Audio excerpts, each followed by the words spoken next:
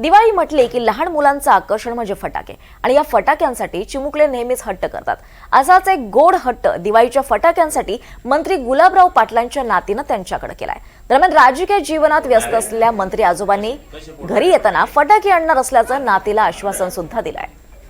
आवाज जास्त येईल ना जोरात नाही। तिच्या बाबांनी सांगितलं टिकली म्हणून तर काय बोलते टिकली पोस होऊन जाईल ना मग टिकली पोस फटाके पोस आणणार आहे फटाके काय फोडणार आहे कसे कसे फोडणार आहे फटाके